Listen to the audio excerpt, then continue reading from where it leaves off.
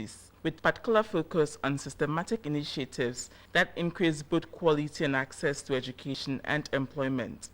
This year's Global Education and Skills Forum had a theme, Rethinking Collective Responsibility for Public Education.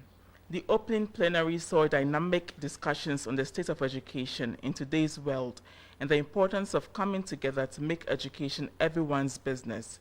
Vikas Pota, CEO of the Vake Foundation, welcomed the audience to this year's forum, which sees 1,600 attendees, 145 speakers, and 22 education ministers from across the world gathered to take on education's biggest challenges.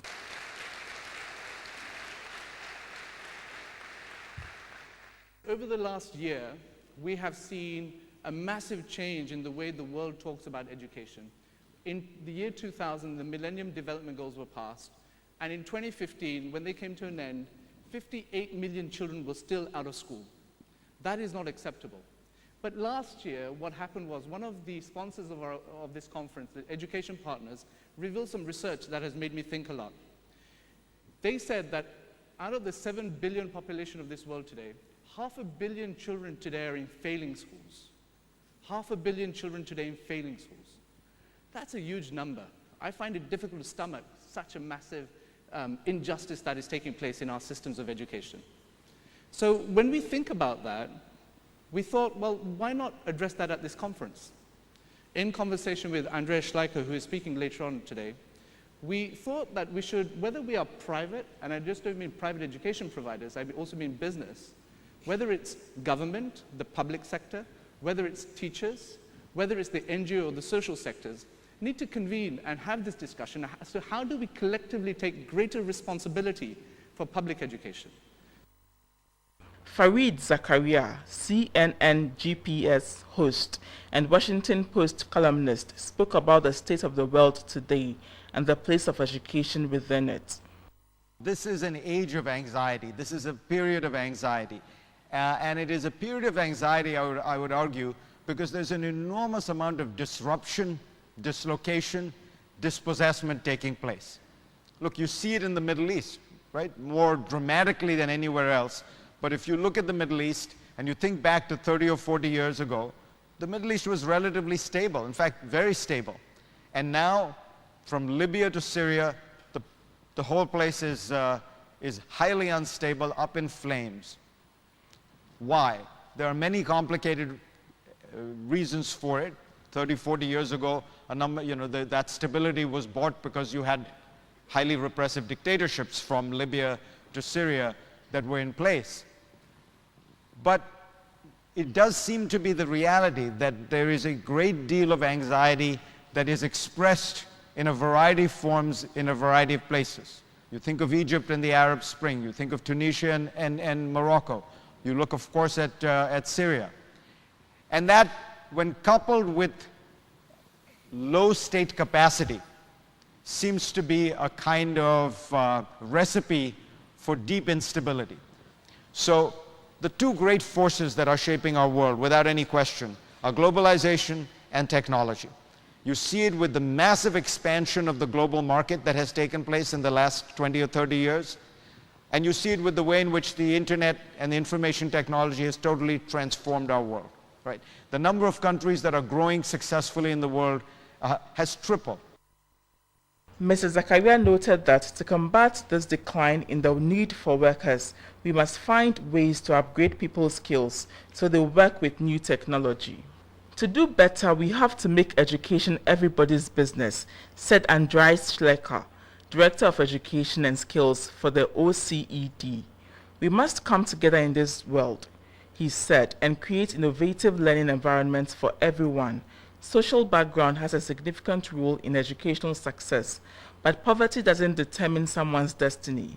Inequality is often reinforced by governments with wealthier children provided with better teachers and resources. Yet Mr. Schleicher said he believes the benefits of quality education are clear and should be provided to all children. Touching on the future of education, Mr. Schleicher said technology has vast potential to shape the future of education. Yet, the reality is that technology does more harm than good in schools today because it hasn't been integrated properly. We need to keep education responsive to new emerging demands. Surely one thing that governments can always do is to create more places. And nobody does that better than China.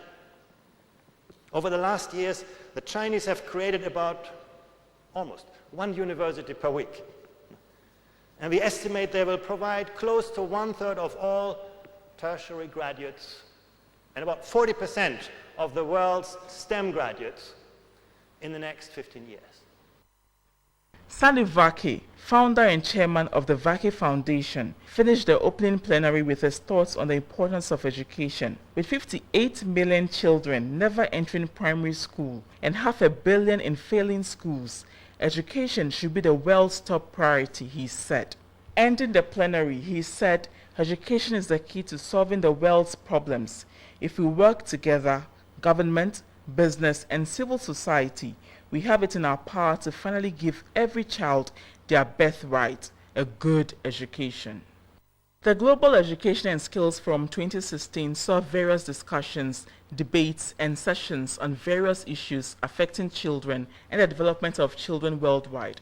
Some issues discussed and debated on are education and the refugee crisis, the problems and the solution. Tackling the challenge of the refugee crisis means taking a long view, one which sees investment in education and in children as an opportunity, one which creates the next generation of business leaders, engineers, politicians, and of course, educators to build a better future. The challenge of how we can ensure all of these children receive quality education was the focus of this session at the Global Education and Skills Forum 2016.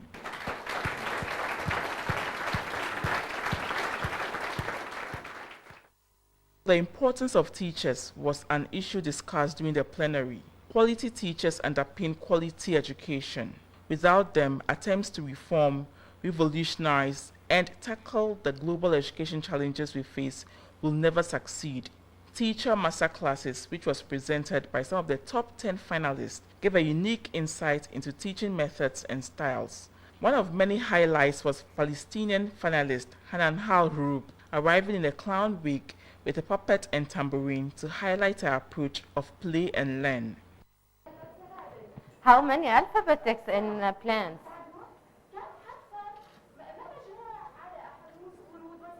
Saadun, what the summation between for roses and for plants? 9. Good job, Saadun. Clap for Saadun.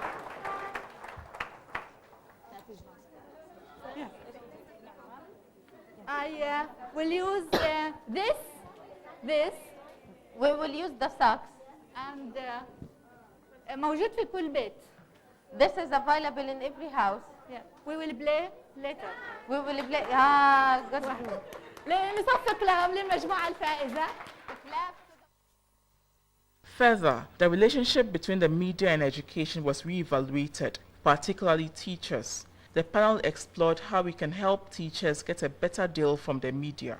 The audience was then invited to contribute, and they highlighted the need for a more positive discourse surrounding teachers, the power of social media, and the potential of new media more generally to change the narrative was highlighted by audience and panelists alike.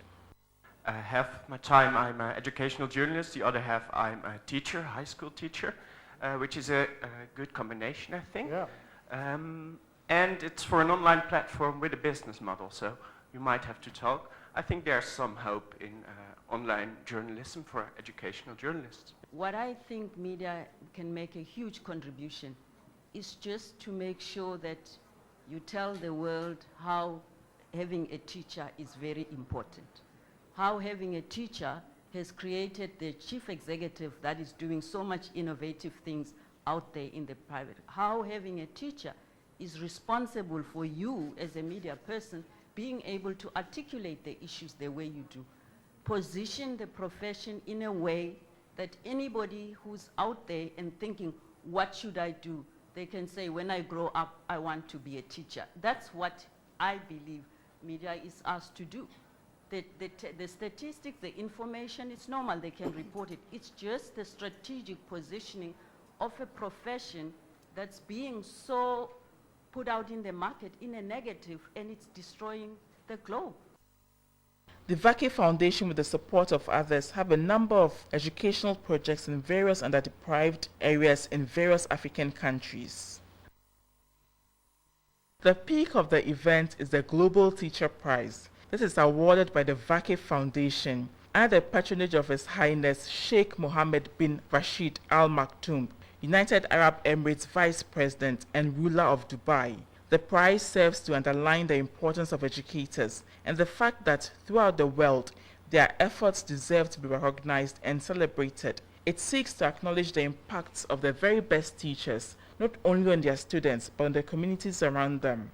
Lack of education is a major factor behind many of the social, political, economic, and health issues faced by the world today. Education has the power to reduce poverty, prejudice, and conflict. The status of teachers in cultures around the world is critically important to our global future. The top 10 finalists was announced prior to the event by Professor Stephen Hawking.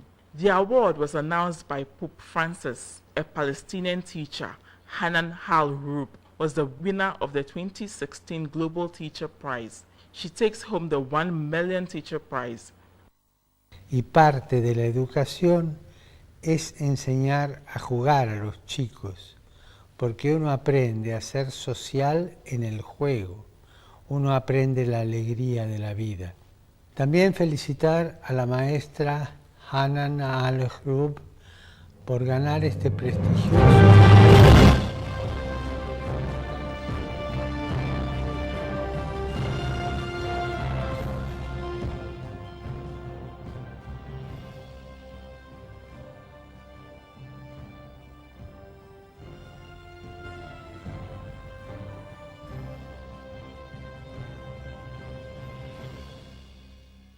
The Global Education and Skills Forum is the leading multi-stakeholder education event, bringing together leaders from the public, private, and social sectors together to address how we can deliver on the promise of education, equity, and employment for all.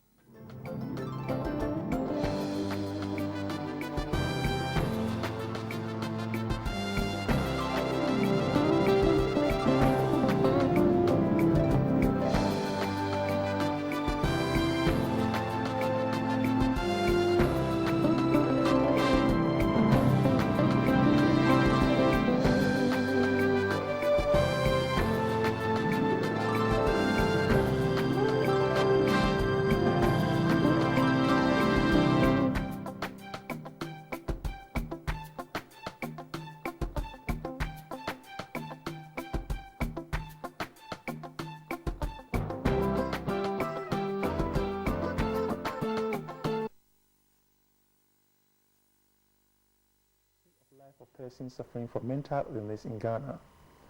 The Christian Health Association of Ghana, CHAG, with support from UK Aid, is proud to present this special